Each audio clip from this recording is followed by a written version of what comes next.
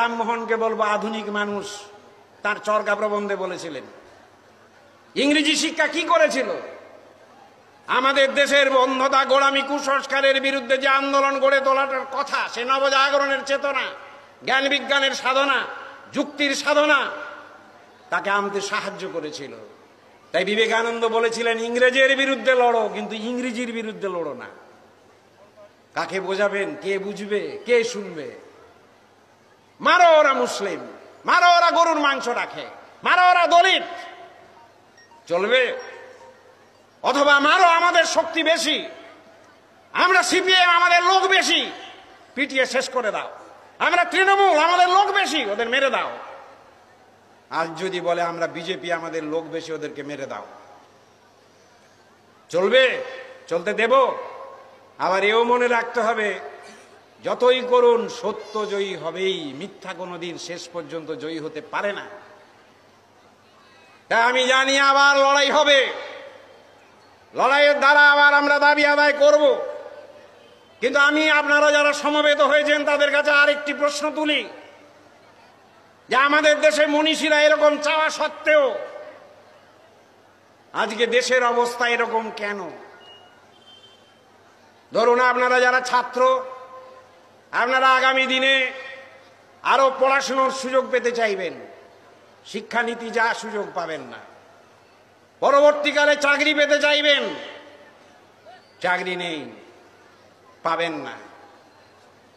তখন এ দল বলবে আমি চাকরি দেব, ও দল বলবে চাকরি দেব, সে দল বলবে চাকরি দেব। কংগ্রেস বলতো চাকরি দেব আয়, সিপিএম বলছে, বিজেপি বলছে চাকরি দেব আয়। সকলেই বলছে, কিন্তু বেকারের সংখ্যা বাড়ছে কেন? আসল উত্তর কোথায়? কে দেবে চাকরি? সত্য কথা কোনটা? আমি আপনাদের বিচার করতে বলি, নিজেরাই বিচার করুন। এখন ওরা বলেছে কর্মমুখী শিক্ষা করো, শুধু পুঁথিগত বিদ্যা হলে চলবে না, হাতের কাজ শিখতে হবে। আরে বাবা, হাতের কাজ জানা ইঞ্জিনিয়ার তাহলে বেকার কেন? উত্তর দিতে পারবে? শিক্ষক আসন এত খালি, নিয়োগ করা হচ্ছে না কেন? সব হাফ মাস্টার হচ্ছে কেন? পার্ট টাইম লেকচারার হচ্ছে কেন?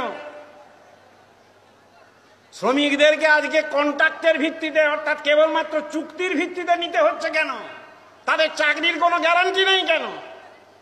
কারখানা বন্ধ হয়ে যাচ্ছে কেন? খবরের কাগজে আজকেই দেখেছেন, মোটর গাড়ি শিল্প বন্ধ বলে সব দাঁড়িয়ে রয়েছে, অবস্থান করছে, ধর্ণা করছে। বিএসএনএল কোম্পানিতে 54,000 কর্মীর চাকরি থাকবে না, কারখানার পর কারখানা বন্ধ। কারণ কি? আপনি চাকরি পাবেন তার গ্যারান্টি কি? কোন দল চাকরি দেবে? এরকম আমি একজনকে বলেছিলাম, ভাই কেউ চাকরি দেবে না। আমি আপনাদের বিচার করার জন্য বলছি, চাকরি বেকারি বাড়ছে। মোদির আমলের এই 5 বছরে বেকারি সবচেয়ে বেশি হয়েছে। কিন্তু এদেশের মানুষ এই হুজুগ যখন ওঠে, ওই বিবেকানন্দেরই কথা, ভিড়ের মাঝে ভিড় করা মনুষ্য জাতির চরিত্র হয়ে আছে। ভিড় যখন দেখবেন জমে গেল, আরো ভিড়। বিচার? আমি তাকে ডেকে বলেছিলাম, আমাদের পাড়ার ছেলে, দেখো ভাই, কোন দল চাকরি দেবে না, আমিও যদি সরকারে যাই চাকরি দিতে পারবো না। খানিকক্ষণ আমার দিকে তাকিয়েছিল। আমি বললাম, শোনো ভাই, চাকরি কে দেয়? আমি আপনাদেরও ভাবতে বলি, একেবারে নতুন যারা, ভাবুন কে দেয় চাকরি? কারখানা। কারখানা চালায় কে? মালিক। কি করে? পুঁজি ঢালে। খাটে কে? শ্রমিক। এবারে ধরুন খাটে মাল তৈরি করলো, সে মালগুলো কি হবে? বিক্রি হবে। কোথায়? স্বর্গে? নরকে? মাটিতে। কোথায় হবে? মাটিতে হবে। কিনবে কে? আপনি আমি। এখানেই বাস্তব অবস্থা দেখুন, পকেটে হাত দিচ্ছেন, পকেট ফুটো, টাকা নেই। মাল কিনতে পারছে পাবলিক? পাচ্ছে না। ফলে কি হচ্ছে? মাল গুদামজাত হচ্ছে। গুদামজাত হলে কি হবে? বিক্রি হলো না। ক্ষতি হবে কার? মালিকের। ক্ষতি হলে কি হবে? মালিক কি করবে? কারখানা কি করবে? হ্যাঁ, কি করবে? কারখানা কি করবে ক্ষতি হলে? বন্ধ করে দেবে, চাকরি হবে না। বিশ্বাস হয় না? সমস্ত কারখানার দিকে তাকিয়ে দেখুন, হয় বন্ধ, না হলে সেখানে শ্রমিক ছাঁটাই চলছে। বলা হচ্ছে down sizing of the industry. বেশ ইংরেজি ভালো কথা। ডাউন সাইজিং মানে কি? ছাঁটাই করে দাও, কমিয়ে দাও। তারপরে পুঁজি কোথায় যাবে? এ দেখুন, বড় লোকের পুঁজি বিরাট, কারখানা বন্ধ, সে পুঁজিগুলো যাবে কোথায়? ছটপট করছে, কোন দিকে যাবে? খুব সহজ কথা, শিক্ষায় ঢুকে যাচ্ছে। তাই বিড়লা কারখানা করছে না, বিড়লা ইঞ্জিনিয়ারিং কলেজ খুলছে। খেয়াল করছেন নাকি? বিড়লা মেডিকেল কলেজ খুলছে, টাটা ইঞ্জিনিয়ারিং কলেজ খুলছে। কেন? তার পুঁজি ওখানে খাটাচ্ছে। কারণ বিত্তবান যারা, তারা কষ্ট করে হলেও ছেলে মেয়েদের পড়াবে, খরচা করবে।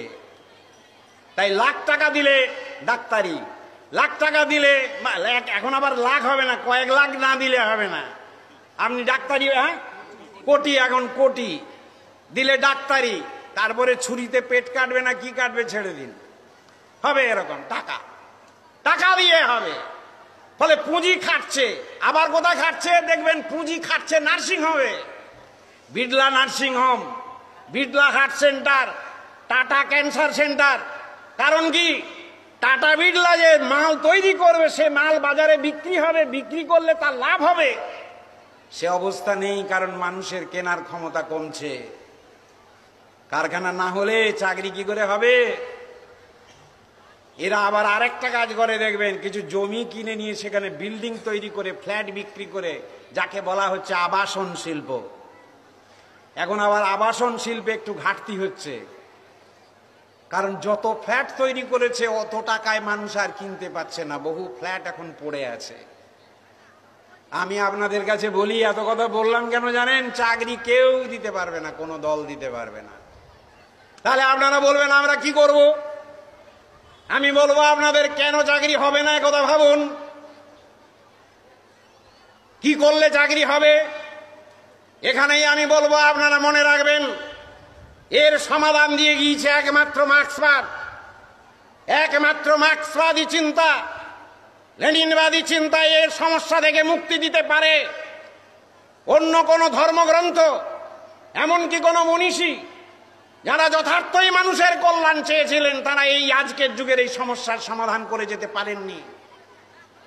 সকল যুগের সকল মনীষী চেয়েছিলেন গরিব মানুষ সুখে থাকুক, তাদের দারিদ্র্য ঘুচুক, মানুষের কল্যাণ হোক। কিন্তু পথ কোনটা? যেমন দেখবেন এখনো আছে, গ্রাম দিয়ে হেঁটে যাবেন, একজন আরেকজনকে জিজ্ঞেস করবে কেমন আছো, বলে ভালো আছি। তারপরে যদি জিজ্ঞেস করে তোমার ছেলে চাকরি পেয়েছে, বলছে না। তোমার চাষের যে ফসল বিক্রি করে ঠিক মতো টাকা পাচ্ছ, বলছে না। তোমার মেয়েটা বড় হয়েছে, তার জন্য কিছু ভাবতে পারলে, বলল না। মানে কি? ভালো নেই। কেন ভালো নেই? শিক্ষিত জন হলে বলবে, সমাজের সমস্যা জানবার চেষ্টা করবে, কিন্তু শিক্ষার আলো যদি না থাকে, সে বলবে কি?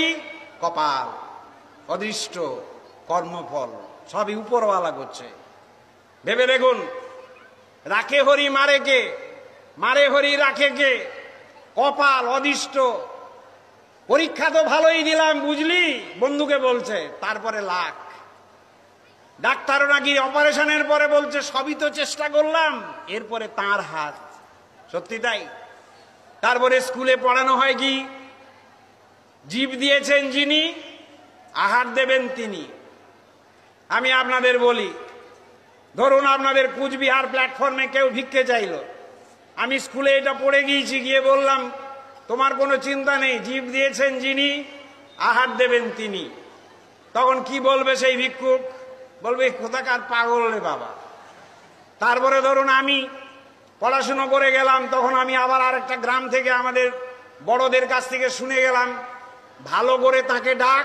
আজকালকার যুগে তো ডাকার সেই ভেতরের আবেগ নেই, ঠিক মতো ডাক। ডাকার মতো ডাকলে, আমাদের সেই গান আছে না শ্যামাসঙ্গীতে, পাষাণেরও অশ্রু ঝরে, ডাকার মতো ডাকলে পরে তুই মন দিয়ে ডাক, ঠিক পাবি। কিছুদিন পরে ভিখিরির সঙ্গে দেখা হলো, বললো ডেকে ডেকে গলা ফেটে গেল, তবু তো পেলাম না খেতে বাবা। তারপরে কি হলো, আবার আমি গ্রামে যদি যাই, বয়স্ক এরকম অশিক্ষিত মানুষের সংস্পর্শে যাই, সে এসে কি বলবে, এ জন্মে কষ্ট করে যা বাবা, পরজন্মে সুখে থাকবি। তাই তো আমাদের অবস্থা তাই। কিন্তু এই কি সত্য, এই কি বিধান? না। গরিব আর ধনী এই কি বিভাজন ছিল সমাজে? না। একথাকে মানুষের মধ্যে কে প্রথম প্রতিস্থাপিত করলো? আগেকার যুগের অনেক মনীষীর অনেক শিক্ষাকে একত্রিত করেছিলেন মার্কস। দেখিয়েছিলেন এক সময় পৃথিবী ছিল সকলের। আমি আপনাদের বলি, ছাত্র বন্ধুগণ বিশেষ করে, আপনাদের ওই জিনিস জানতে হবে, কোথায় মার্ক্সবাদ সত্যিকারের মহত্বকে এনেছিল। বলেছিল পৃথিবী ছিল সকলের, লাঠির জোরে পরে হয়েছে তা এক দলের। ধনী গরিব চিরকাল ছিল না, চিরকাল থাকবে না। কত বড় মানুষ! ইংল্যান্ডের শ্রমিকদের দুর্দশা দেখলেন এঙ্গেলস। ইংল্যান্ডের শ্রমিক উৎপাদন করছে, বড় বড় কারখানায় কাজ করছে, রাত দিন পরিশ্রম করছে, থাকার জায়গা হচ্ছে বস্তি, নোংরা, আলো নেই, বাঁচবার পথ নেই। এই মনকে তাদের নাড়িয়েছিল, হৃদয়কে তাদের আলোড়ন তুলেছিল। তারা দেখেছিলেন এর সমাধান কোথায়। মার্ক্স তাই বললেন, ধনী দরিদ্র চিরকাল ছিল না, থাকবে না। সমাজ আজকে দুটো ভাগে ভেঙে গেছে, একটা শাসক আর একটা শোষিত। একদল শোষণ করে, আরেক দল শোষিত হয়। আমাদের ভারতবর্ষও তাই। ইংরেজ চলে যাওয়ার পরে যাদেরকে আমরা ক্ষমতায় দেখেছি, তারা হলো এদেশের পুঁজিপতি শ্রেণী, তাদের হাতে সব সম্পদ। আরেক দল শোষিত। ভারত এক জাতি, সত্যি সত্যি এক জাতি।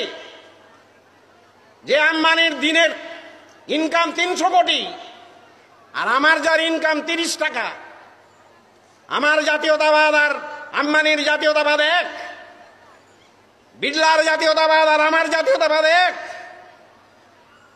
কত দরিদ্র মানুষের জাতীয়তাবাদ জাতি, অগণিত শ্রমিকের জাতি আর পুঁজিপতি শ্রেণীর জাতি এক হতে পারে? এখানেই মার্ক্সবাদের বিজ্ঞান। না, সমাজ দুটো শ্রেণীতে বিভক্ত। তারপরে আরেকটি জিনিসকে দুনিয়া আনলেন দুনিয়ায়। তার আগেও অনেকে বলেছেন, তিনি তাকে আরো সুপ্রতিষ্ঠিত করলেন। দুনিয়ার এই সভ্যতা সৃষ্টি করেছে কে? অর্থ?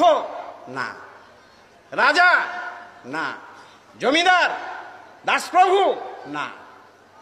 সমস্ত সভ্যতার উৎস কি ভেবে দেখুন। আমি বলছি, এমনকি আমাদের মনন জগতের সমস্ত সৃষ্টি, কাব্য, সাহিত্য, সঙ্গীত, নাটক, চারুকলা, এই যে সম্পদ বিরাট, কে তৈরি করেছে? শ্রম। কার? মানুষের। করগমের, দুরগমের, মগজের, গতরের, দেহের, মনের। শ্রমই সভ্যতা সৃষ্টি করেছে। অথচ সেই শ্রমিক অবহেলিত। এর হাত থেকে মুক্তির পথ কি? এই তো দেখালো মার্ক্সবাদ। মার্ক্সবাদের মহত্ব কত বড় দেখুন। আপনারা যারা অনেকে মনে করেন আমরা রাজনীতিতে যাব না, আমরা নিরপেক্ষ থাকব, কত বড় অন্যায়। যারা সমস্ত কিছু সম্পদ তৈরি করেছে, শ্রম দিয়ে সভ্যতার বুনিয়াদ গড়েছে, তারা বিপন্ন, তাদের জীবন বিপন্ন। এক দলের হাতে শোষণ করে নিয়ে তারা ভান্ডার ভর্তি করছে। এত বড় অন্যায়কে মেনে নেওয়ার মধ্যেই তো অন্যায় রয়েছে। আমি নিরপেক্ষ মানেই তো তাকে সমর্থন করে ফেললাম। পুঁজিবাদকে সমর্থন করতে পারি কি? আমার বিবেক, আমার মনুষ্যত্ব পারে? নিরপেক্ষতায় থাকা যায় না বন্ধু, ভেবে দেখবেন। শ্রেণী বিভক্ত সমাজে নিরপেক্ষ থাকার অর্থই হবে কি? মালিকদের সেবা করা। অনেকে বুদ্ধিজীবী মনে করেন আমি তো নিরপেক্ষ। তারা হয়তো অসচেতন ভাবে বলেন, তাদের বিবেকের দরবারে আবেদন করব, এত বড় একটা অন্যায় যার বিরুদ্ধে লড়াইয়ের শিক্ষা দিয়ে গিয়েছেন মার্কস, এঙ্গেলস, লেনিন, স্টালিন, মাও সেতুং, আমাদের দেশের মাটিতে কমরেড শিবদাস ঘোষ সেই চিন্তার ভিত্তিতে সংগ্রামকে যদি আমি বাদ দিয়ে দিই, তাহলে আমি একটা অন্যায়কে সমর্থন করে ফেলি। অন্যায়ের বিরুদ্ধে লড়াই আমরা করতে পারি না, আর অন্যায়ের বিরুদ্ধে লড়াই না করতে পারলে মনুষ্যত্বের বিকাশ হয় না।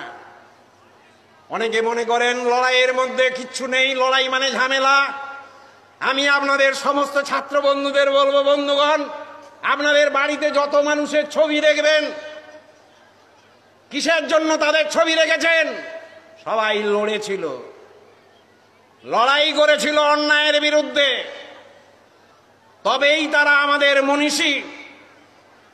এমনকি ধর্মীয় মহাপুরুষরাও কিন্তু অন্যায়ের বিরুদ্ধে সেদিন লড়েছিলেন। বুদ্ধ লড়েছিলেন, মোহাম্মদ লড়েছিলেন, যীশুখ্রিস্ট লড়েছিলেন, বিবেকানন্দ লড়েছেন, সকল মানুষ লড়েছেন। রামমোহন লড়েছেন, আইনস্টাইন লড়েছেন, রবীন্দ্রনাথ, নজরুল, কে না লড়েছেন?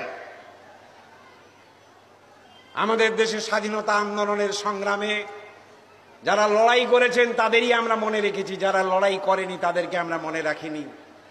কমরেড শিবদাস ঘোষ কি বলেছিল জানেন? অন্যায়ের বিরুদ্ধে লড়াই করার মধ্যেই রয়েছে মনুষ্যত্বের আলো। আমাদের জীবনকে আমরা সুন্দর করতে চাই, কি করে সুন্দর করব? আমরা আমাদের জীবনকে সুন্দর করতে পারি একমাত্র সত্যের ভিত্তিতে। সত্য কথায় লুক্কায়িত, সত্য রয়েছে শ্রমিক শ্রেণীর হাতে। আজকে পুঁজিবাদের যে শোষণ, যে শোষণের ফলে আমাদের দেশে শ্রমিকদের জীবন বিপন্ন, চাষিকে আত্মহত্যা করে মরতে হয়, মদের ব্যবসায় যুব সমাজকে নষ্ট করে দিয়ে চলে যায়, নারীদের জীবন বিপন্নতার মুখে, সংস্কৃতি বিপন্নতার মুখে, মানুষের শিক্ষা, সংস্কৃতি, নীতি, নৈতিকতা চতুর্দিক থেকে সংকটের সম্মুখীন। তার মূল কারণ কি? মূল কারণ হলো ব্যক্তিগত সম্পত্তি, যার থেকে লাভ, লাভ, আরো লাভ, আরো লাভ। পুঁজিবাদের এই যে নিয়ম, যার থেকে দেখবেন মানুষকে শুধু একা করে দিয়েছে। আমি শুধু আমারটাই ভাবি, বাবা নয়, মা নয়, এমনকি পরবর্তীকালে কেউ নয়, শুধু আমি। গোটা দেশের সংস্কৃতির মধ্যে আনা হচ্ছে নিজেকে দেখো, শুধু নিজেকে দেখো, আমার ভালো লাগে, আমার পছন্দ, আমার ইচ্ছা, আমার অনিচ্ছা, এইটুকুই কেবলমাত্র জীবন, আর কিছু না। এমনকি স্নেহ, প্রেম, ভালোবাসার ক্ষেত্রে আমার যতক্ষণ ভালো লাগে ততক্ষণ ভালোবাসি, না হলে নয়, ছুঁড়ে ফেলে দিই। চলবে? এর বিরুদ্ধে যদি লড়তে হয়, তাহলে পুঁজিবাদের এই যে ব্যক্তিগত সম্পত্তি ভিত্তিক মুনাফা করবার যে পুঁজিবাদী সমাজ, এই সমাজকে ভাঙতে হবে। এই সমাজের বিরুদ্ধে সংগ্রাম চাই। এই সমাজের বিরুদ্ধে সংগ্রাম করবে কারা? যারা ব্যক্তিগত জীবনকে গড়ে তুলবে এই সংগ্রামের উপযুক্ত করে, তারাই তো আসবে ছাত্র সমাজ থেকে, যুব সমাজ থেকে, যারা জীবনকে গড়ে তুলবে আদর্শের ভিত্তিতে। নূতন করে চাষি, মজুর, সংগ্রামী মানুষের আন্দোলনকে সামনে রেখে তারাই এগিয়ে যাবে, তারাই বলবে লড়াই করব। চতুর্দিকে যখন লোকে বলবে অন্ধকার, ছাত্র সমাজ বলবে না, এর মধ্যেই রয়েছে আলো। চতুর্দিকে সমাজ যখন বলবে না, পারবো না, হবে না, হতাশা, ছাত্র সমাজ তাদের কাছে প্রেরণা দিয়ে বলবে হবে, সত্য জয়ী হবেই, আমরা দাঁড়াবো, আমরা জীবন দেব, আমরা শহীদদের, মনীষীদের শিক্ষাকে স্মরণ করব। ডিএসও সংগঠনকে এইভাবে গড়ে তুলতে চেয়েছিলেন কমরেড শিবদাস ঘোষ। আজকে ভারতবর্ষের রাজনৈতিক ইতিহাস অত্যন্ত সংকটের সম্মুখীন। গোটা দেশের মধ্যে একটা অদ্ভুত ধরনের পুঁজিবাদী সমাজের সমস্ত প্রভাব পড়ে হতদরিদ্র মানুষের জীবন বিপন্ন। কুচবিহারের মাটিতে শিল্প নেই, কুচবিহারের মানুষ ছুটছে পরিযায়ী শ্রমিকের মতো। গ্রামীণ সংস্কৃতি যে বাঁধন ছিল, বাঁধন ভেঙে যাচ্ছে,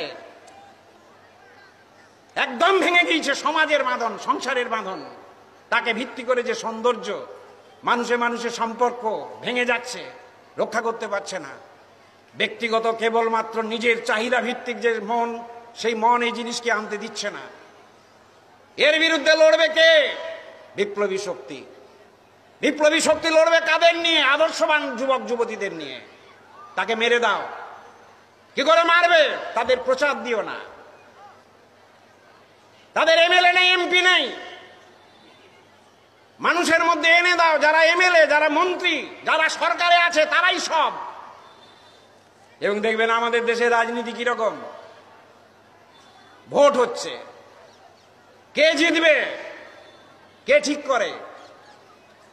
দেখবেন মার্কস লেনিন দুজনেই বলে গিয়েছিলেন, শোষক শ্রেণী করে কি জানেন, কিছুদিন অন্তর সাধারণ মানুষের উপর চাবুক চালাবে কে, সেইটা ঠিক করার জন্য ভোট আসে, নির্বাচন আসে। আমাদের দেশে এসবের চর্চা নেই। আমাদের দেশে কংগ্রেসের উপর রাগ, তাহলে সিপিএমকে আনো, সিপিএমকে ঠেকাও, তৃণমূলকে আনো, তৃণমূলকে ঠেকাও, বিজেপিকে আনো, বিজেপিকে ঠেকাও, রাহুলকে আনো। তারপর কোথায় যাবে? আমরা শুধু ঠেকিয়ে যাচ্ছি। দেখবেন এখনো এই যে বিজেপির সমর্থন করছেন কিছু মানুষ, তা হচ্ছে তৃণমূলের উপর বা সিপিএম এর উপর রাগ থেকে। তাহলে সিপিএম এর উপর রাগ থেকে বিজেপি, আবার কেন্দ্রে বিজেপির উপর যখন রাগ হচ্ছে তখন ভাবছি আমাদের কে আসবে, রাহুল গান্ধী আসবে। মানে কি? এখানে আমি আপনাদের বলি, সময় শেষ হয়ে আসছে, উপায় নেই। তবু মনে হচ্ছে অনেক যুবক যুবতী, তাদের জন্যই বলতে ইচ্ছে হচ্ছে। ভারতবর্ষে ইংরেজরা যখন চলে গেল, এদেশের পুঁজিপতি শ্রেণী যখন ক্ষমতায় এলো, তারা একটি অদ্ভুত কৌশল এনে দিয়েছিল। সেটি কি না, ভারতবর্ষ হচ্ছে বৃহৎ গণতান্ত্রিক রাষ্ট্র। আমাদেরকে বলা হলো আমরা কিন্তু ওই রকম নয়, আমরা সব মানুষের ভোট নিয়ে নেতা তৈরি করব। পাবলিক বলল, বাহ, এরকম গণতন্ত্র, আপনারাই ভোট দেবেন, নেতা তৈরি করবেন। মালিক উপর থেকে বলল, আপনারা ভোট দিয়ে নেতা তৈরি করুন। করে মালিকই কয়েকটা দল তৈরি করে দিল।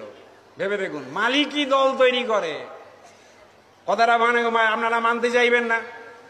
আমি বলবো, দেখবেন বিজেপির টাকার অভাব হয় না, কোত্থেকে টাকা পায়? কংগ্রেসের টাকার অভাব হয় না, কোত্থেকে টাকা পায়? তৃণমূলের টাকার অভাব হয় না, কোত্থেকে টাকা পায়? আর কাগজের কোণে যদি দেখেন, বিজনেস অর্গানাইজেশনের যে সমস্ত হিসেব দেখেন, সেখানে দেখবেন 1400 কোটি টাকা চাঁদা হচ্ছে বিজেপি, 1000 কোটি টাকা কংগ্রেস, 954 কোটি টাকা সিপিএম, তৃণমূলও আছে। চাঁদা দিচ্ছে কে? মালিক। কেন দিচ্ছে? এই ব্যবস্থাটা যাতে থাকে। কোন ব্যবস্থা? পুঁজিবাদী ব্যবস্থা। কি হয়? মালিক টাকা ঢালে, খাটায়, লাভ করে, সমস্ত সম্পদকে তুলে নিয়ে যায়, আমাদের ঘর ভাঙে। এই ব্যবস্থাটাকে টিকিয়ে রাখতে হবে। ইংরেজ চলে গেল, এলো কারা? আমাদের দেশের পুঁজিপতিরা। কোন শাসন? পুঁজিবাদের শাসন, মালিকের শাসন। কিন্তু আপনাদের আমি বুঝতে দেব না, একদিকে শিক্ষা দেব না, কপাল অধিষ্ঠ বোঝাবো, আর তার সাথে মালিক বলল, এই হচ্ছে ভারতবর্ষ বৃহত্তর গণতান্ত্রিক রাষ্ট্র, আপনারা সব ভোট দিয়ে ঠিক করবেন। আমাদের ছাতি 10 হাত, আমাদের কত বড় ক্ষমতা, আমরা ভোট দেব। এবারে আমাদের রেডিও, খবরের কাগজ, এখন টেলিভিশন শুরু হয়েছে, বলতে লাগলো রাহুল গান্ধীর হাওয়া খারাপ, মোদির হাওয়া ভালো। মোদি মোদি মোদি, কাগজে মোদি, রেডিওয়ে মোদি, টিভিতে মোদি। মাস্টার বলছে মোদি, ঘরে গিয়ে বলছে মোদি, সে তার ঘরে গিয়ে ঘাটে জল আনতে গিয়ে বলছে মোদি, সে আরেকজনকে গিয়ে বলছে মোদি। চায়ের দোকানে যে কাগজ আছে, সিরিয়ালের মাঝখানে টিভি দেখছে মোদি মোদি মোদি, চতুর্দিকে চলে গেল মোদি। কে করলো? মালিক শ্রেণী। কি করে করলো? প্রচার মাধ্যমে করলো।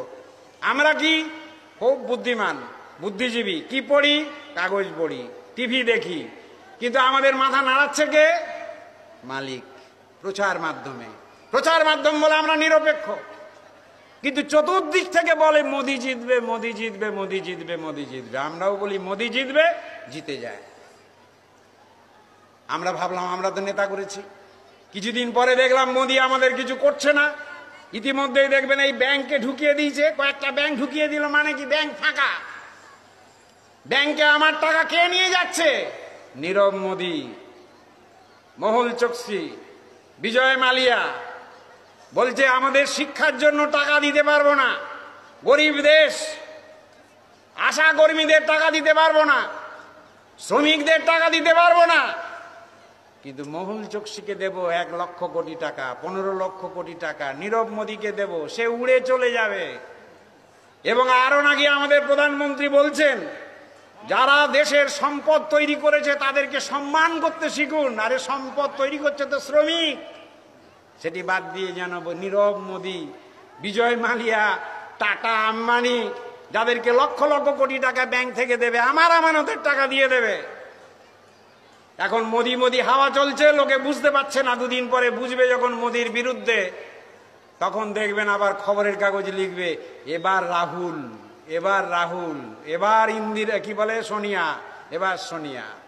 ঠিক দেখবেন আমাদের যখন কংগ্রেসের উপর রাগ, এদেশে কে? সিপিএম।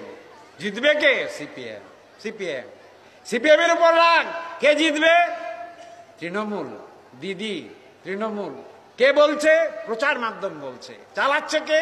মালিক চালাচ্ছে। কেন? এই কথাটি আপনারা মনে রাখবেন।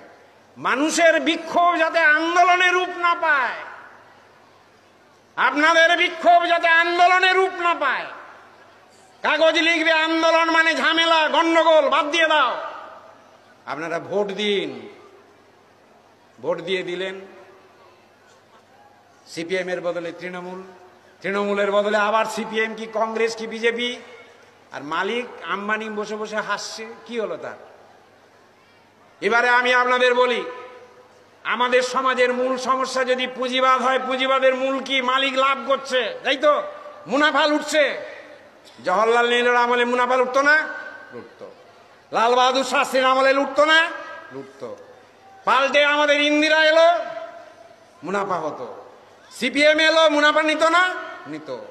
অটল বিহারী বাজপেয়ী ধর্মপ্রাণ রামকে নিয়ে করলো, মুনাফা নেয়নি? নিয়েছে। তারপরে মনমোহন সিং, মুনাফা আছে। মোদি, মুনাফা আছে। বীজ তো মুনাফা, বীজ তো পুঁজিবাদ। তাই মার্ক্সবাদ, লেনিনবাদ, শিবদাস ঘোষের চিন্তাধারা বলছে, জিততে যদি আপনি চান, তাহলে আপনাকে এই সমাজ ব্যবস্থার বীজ বৃক্ষটিকে উপড়ে ফেলতে হবে, উৎপাদন করতে হবে। একেই বলে ইনকিলাব। কি করে? ভোটে না। শিবদাস ঘোষ বলছেন, দেখুন সহজ কথায়, ভোটে যেতে পার্টি, পাবলিক জিতে লড়ে। মেলে? যেমন ধরুন আমরা ইংরেজি চালু করার জন্য যে লড়াই করেছিলাম, জয়লাভ করেছি, কি করে? লড়ে। সিঙ্গুর নন্দীগ্রাম জিতেছে কি করে? লড়ে। 8 অবধি পাস ফেল চালু করতে হবে দাবি নিয়ে আমরা যতটুকু আজ পর্যন্ত দাবি আদায় করতে পেরেছি, 5 আর 8 বলতে বাধ্য। কি করে? লড়ে। বিদ্যুতের দাম একটু কমেছে, কি করে? লড়ে। লড়াই মানুষের মধ্যে সংস্কৃতি দেয়, লড়াই মানুষের মধ্যে চরিত্র আনে, লড়াই মানুষের মধ্যে মনুষ্যত্বের আলো জ্বালে। তাই আমি আপনাদের কাছে বলবো, বন্ধুগণ, পুঁজিবাদের বিরুদ্ধে সংগ্রাম চাই। রাজনৈতিক দল তারা কেবলমাত্র মারামারি করে, যদি কেবল কোন আসন দখল করব, এ দলের নেতাকে কিনে নেব, কোটি কোটি টাকা দিয়ে ও দলের নেতাকে কিনবো। বিজেপি আজকে দুর্নীতির বিরুদ্ধে লড়বে বলছে, অথচ সমস্ত দুর্নীতিবাজ গিয়ে বসছে বিজেপির ঘরের মধ্যে। সে নাম করার প্রয়োজন নেই, তারাই তো যাচ্ছে। দুর্নীতির কলঙ্ক বফর্সে ছিল, রাফালে নেই। মধ্যপ্রদেশে দুর্নীতির কেলেঙ্কারি, ব্যাপক কেলেঙ্কারিতে 48 জন খুন হয়ে গেল, বিচার হলো না, কারণ বিজেপি সরকারে। উন্নাও কাণ্ডে ধর্ষণ করলো কে? বিজেপির এমএলএ। তার কোনো বিচার হবে কিনা ঠিক নেই। আসিফা মারা গেল, তাকে রক্ষা করার জন্য বিজেপি মিছিল করলো। আমি বলেছিলাম, তাই বিজেপিকে যারা সমর্থন করছেন, তার বাড়ির মেয়ে যদি জিজ্ঞেস করে, বাবা আমার মতো একটা মেয়ের সর্বনাশ করেছে যারা, তার পক্ষে মিছিল করেছে যে দল, সেই দলকে তুমি ভোট দিলে বিবেকানন্দের নাম করে? সত্যি? আজকে এই প্রশ্ন আপনাদের ভাবতে হবে। তাই গোটা দেশব্যাপী আন্দোলনের প্রয়োজন। আর আমি বলবো, বন্ধুগণ, আন্দোলন করলে পুলিশের লাঠি হয়তো পড়বে, আন্দোলন করলে এবিভিপি হয়তো আপনাদের মারবে, তৃণমূল ছাত্র পরিষদ মারবে, যেমন এক সময় সিপিএম এর ক্ষমতাধররা করেছিল। সে মার আমাদের কাছে অপমান নয়। অত্যাচারীদের হয়ে লড়তে গিয়ে যদি আঘাত পড়ে, সে আঘাত আমার গৌরবের। আমি অন্যায় করিনি, আমি অন্যায়ের প্রতিবাদ করেছি। কলেজের গেট থেকে বার করে দেবে, কিন্তু আমি অন্যায়ের বিরুদ্ধে প্রতিবাদ করে দাঁড়িয়ে আছি কলেজের গেটে। সত্য কথা বলেছি, সত্য নীতিকে আনবার চেষ্টা করেছি। এদেশের মনীষীদের চিন্তাকে জাগ্রত রাখার জন্য তাদের অনির্বাণ আলো রাখবার চেষ্টা করেছি। তাদের চরিত্রের সাধনা নিয়ে নূতন সংস্কৃতির ভিত্তিতে গোটা দেশে গণ আন্দোলন গড়ে তুলতে চাইছি। সেই জন্য আপনারা এখানে কুচবিহারবাসীর অসংখ্য মানুষের সমর্থন পেয়েছেন, প্রাণ ঢেলে তারা সমর্থন করেছেন। যতটুকু আমরা খবর পেয়েছি, কুচবিহারবাসী দুহাত ভরে আপনাদের সাহায্য করেছেন, সহযোগিতা করেছেন। তারা চেয়েছেন এই আন্দোলন গড়ে উঠুক, এই প্রতিবাদ গড়ে উঠুক। বয়স্ক প্রবীণ মানুষের মধ্যেই চিন্তা এসেছে, এই দল পারবে, এই দল লড়বে, এই দল ভোটবাজি করে না, এই দলের রুচি নীতি সংস্কৃতি তাদেরকে আকৃষ্ট করেছে। আবার আপনাদের আমাদের কাছে এটা গৌরব। আজকে বর্তমান বিশ্বে চতুর্দিকে পুঁজিবাদ সাম্রাজ্যবাদ কেবলমাত্র মানুষকে ভোগ শেখাচ্ছে, কি পাবে শেখাচ্ছে। আর কমরেড শিবদাস ঘোষের শিক্ষায় আমাদের এই দল এবং আমাদের গণসংগঠন শেখাচ্ছে কিছু দিয়ে আমাদের লড়তে হবে, সর্বস্ব উজাড় করে দিয়ে আমরা লড়ব। আমরা অতীত দিনের মনীষীদের জীবনের সংগ্রাম পেয়ে শিক্ষায় দীক্ষায় সংস্কৃতিতে মনুষ্যত্বে একটা দৃষ্টান্ত স্থাপন করে যাব। আমরা জানি মার্ক্সবাদ লেনিনবাদের আজকে উন্নততর উপলব্ধি কমরেড শিবদাস ঘোষের চিন্তাধারার ভিত্তিতে এসে এমন জায়গায় দাঁড়িয়েছে। শুধু এদেশের বিপ্লব নয়, বিশ্বে পুঁজিবাদ বিরোধী বিপ্লবের জন্য শিবদাস ঘোষের একদিন চিন্তাধারাকে পাথেয় করতে হবে। হয়তো সেদিন আপনি আমি কেউ থাকবো না, ইতিহাসে এটা আমাদের কাছে আনন্দের এবং গর্বের হয়ে থাকবে। আমাদের জীবন হয়তো চলে যাবে, কিন্তু আমরা যে ঝান্ডা নিয়ে চলেছি এই ঝান্ডা আজকে সেই ঝান্ডাই পথ দেখাবে একদিন রাশিয়ায় নূতন করে বিপ্লবের প্রেরণায়, দেখাবে সত্যিকারের নূতন করে আবার আমেরিকাতে, জার্মানি, ফ্রান্সে শিবদাস ঘোষের যে উন্নত উপলব্ধি মার্ক্সবাদ লেনিনবাদের, তার ভিত্তিতেই বিশ্ব বিপ্লব একদিন হবে। এ আমাদের কাছে কত বড় গৌরবের, কত বড় সুযোগ আমাদের জীবনে। তাই আমি বলবো, আপনারা যে দুদিনের সম্মেলনে সমবেত হবেন আগামীকাল থেকে, তার ভিত্তিতে আপনারা সেইভাবে সংগঠন গড়ে তুলুন, মানুষের মধ্যে যথাযথ নীতি রুচি সংস্কৃতিকে নিয়ে যান। পুঁজিবাদের বিরুদ্ধে গণ আন্দোলন গড়ে তোলার পথ, যে পথকে নিয়ে আমাদের দল এগিয়ে চলেছে, আপনারা সেই গণ আন্দোলনে সামিল হন। আন্দোলনের মধ্য দিয়ে স্যাক্রিফাইস করবার, ত্যাগ করবার যে মনোপ্রবৃত্তি আমাদের প্রয়োজন, দরকার হলে লড়ব। ওই 1959 সালের এই আজকের দিনে যখন গুলি চলেছিল, লাঠি চলেছিল, তারপরের দিন ছাত্রদের মিছিল। কালকে যখন আপনাদের সম্মেলন শুরু হবে, ছাত্র শহীদদের উদ্দেশ্যে মালা দেবেন, সেই ছাত্রদের মিছিল কিন্তু ডাকতে হয়নি। ছাত্ররা স্কুল কলেজ থেকে কলকাতা বিশ্ববিদ্যালয়ের লনে সব জমায়েত হয়ে গিয়েছিল। সেটা মিছিল ছিল না, ছিল জনস্রোত।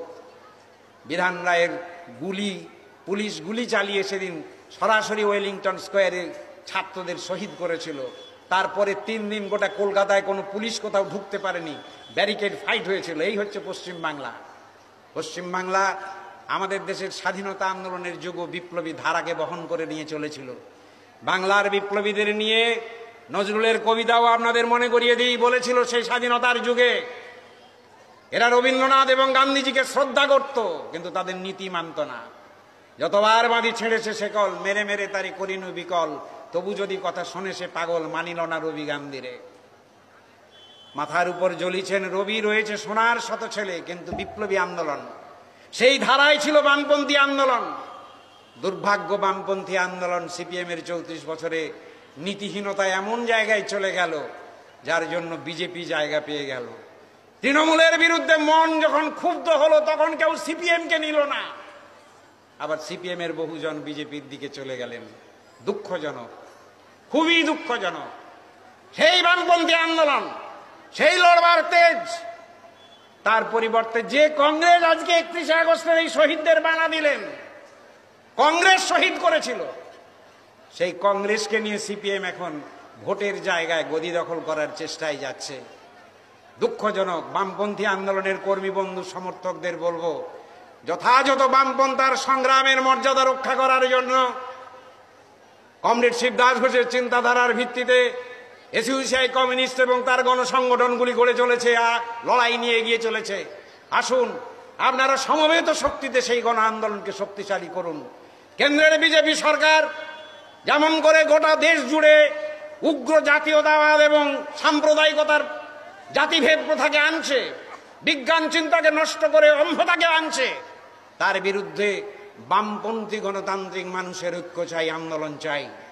কিন্তু সে ঐক্য নীতিহীন ঐক্য হবে না, ভোটবাজির ঐক্য নয়, লড়াইয়ের ঐক্য, সংগ্রামের ঐক্য। সেই ঐক্যবদ্ধ আন্দোলনের আবেদন আমি আপনাদের সবার কাছে রাখবো। আর ছাত্র বন্ধুদের বলবো, এর উপযুক্ত করে গড়ে উঠতে হবে, আপনাদের উপযুক্ত করে গড়ে উঠতে হবে এদেশের ছাত্র যুব সমাজকে। নূতন চিন্তা, সরকারি দল নয়, এমএলএ এমপি নয়, মন্ত্রিত্ব নয়, পুঁজিবাদী সমাজের বিষ বৃক্ষ মুনাফা ভিত্তিক এই সমাজকে উৎপাদিত করে আমরা সমাজতান্ত্রিক বিপ্লবের দ্বারা, যেমন একসময় চীন করেছিল, রাশিয়া করেছিল, তাদের হঠাৎ বিপর্যয় ঘটেছে, তাদের সে বিপর্যয়ের ইতিহাস আলাদা, কিন্তু এর দ্বারা মার্ক্সবাদী বিজ্ঞান অসত্য নয়, যথাযথ বিজ্ঞান তার প্রয়োগ, মার্ক্সবাদী চেতনা, লেনিনবাদী চেতনা, যেটি কমরেড শিবদাস ঘোষের চিন্তার ভিত্তিতে আজকে অনেক উন্নততর স্তরে এসে পৌঁছেছে, তাকে আপনারা হৃদয়ঙ্গম করুন, তার ভিত্তিতে আপনারা লড়ে তুলুন। আর আপনাদের লড়াই দেখলেই মানুষ বুঝবে আপনারা সত্যি সত্যি সংগ্রামের সৈনিক। আপনাদের দেখে মানুষ আকৃষ্ট হবে, ভরসা পাবে। আমাদের দেশের গণতান্ত্রিক আন্দোলনের এই অন্ধকারের দিনে কমরেড শিবদাস ঘোষের চিন্তাধারার ভিত্তিতে এই ছাত্র সম্মেলন সে অন্ধকারের মাঝে পশ্চিমবাংলার বুকে আলো জ্বালাবে, নূতন করে পথ দেখাবে, এই বিশ্বাস রেখে আপনাদের সকলকে আবারও অভিনন্দন জানিয়ে আমি আমার বক্তব্য এখানেই শেষ করছি। ইনকিলাব জিন্দাবাদ, এআইডিএসও জিন্দাবাদ, সর্বহারার মহান নেতা কমরেড শিবদাস ঘোষ, লাল সালাম।